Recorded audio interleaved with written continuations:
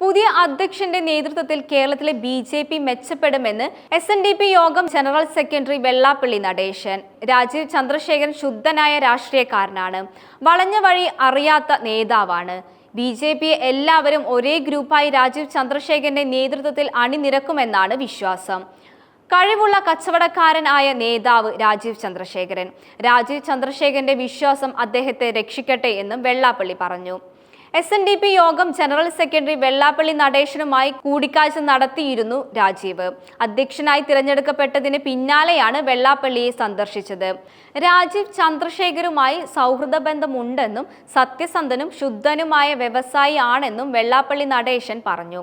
രാഷ്ട്രീയ സന്ദർശനമല്ല, 12 വർഷത്തെ വ്യക്തിബന്ധമാണ് തനിക്ക് വെള്ളാപ്പള്ളിയുമായി ഉള്ളതെന്നും രാജീവ് ചന്ദ്രശേഖരൻ വ്യക്തമാക്കി. താൻ വെള്ളാപ്പള്ളിയുടെ അനുഗ്രഹവും ഉപദേശവും തേടാറുണ്ടെന്നും അദ്ദേഹം പറഞ്ഞു. രാഷ്ട്രീയക്കാരനും വളവു തിരിവുകൾ ഇല്ലാത്ത നേതാവുമാണ് രാജീവ് ചന്ദ്രശേഖരനെന്നും എല്ലാവരെയും സമന്വയിപ്പിച്ച് കൊണ്ടുപോകാനുള്ള കഴിവുള്ള കച്ചവടക്കാരനായ നേതാവാണ് രാജീവ് എന്നും അദ്ദേഹം പറഞ്ഞു. രാഷ്ട്രീയപരമായി രാജീവിന് ചില കാഴ്ചപ്പാടുകളുണ്ട്. അദ്ദേഹത്തിന്റെ വിശ്വാസം അദ്ദേഹത്തെ രക്ഷിക്കട്ടെ, എന്റെ വിശ്വാസം എന്നെയും. കേരളത്തിന്റെ ചാർജ് അദ്ദേഹത്തിന് കിട്ടുമെന്ന് പ്രതീക്ഷിച്ചതല്ല, അദ്ദേഹം അത് പ്രതീക്ഷിച്ചിട്ടുമില്ല. ബി.ജെ.പിയിൽ ഒരുപാട് പേർ നേതാവാകാൻ കൊതിക്കുന്നുണ്ട്. എല്ലാവരും സമന്വയിപ്പിച്ച് കൊണ്ടുപോകാനുള്ള കഴിവുള്ള കച്ചവടക്കാരനായ നേതാവാണ് രാജീവ് എന്ന് അദ്ദേഹം പിന്നെയും പറഞ്ഞു.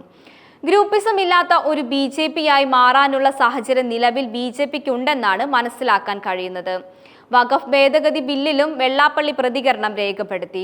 ബിൽ മുസ്ലിങ്ങൾക്കെതിരെയല്ല, ഇന്ത്യൻ രാഷ്ട്രീയത്തിൽ മുസ്ലിം സമുദായത്തിന്റെ ശക്തി കാണിച്ചുവെന്ന് വെള്ളാപ്പള്ളി പറഞ്ഞു. പാർലമെന്റിലെ വോട്ടുകൾ സൂചിപ്പിക്കുന്നത് അതാണെന്നും അദ്ദേഹം കൂട്ടിച്ചേർത്തു.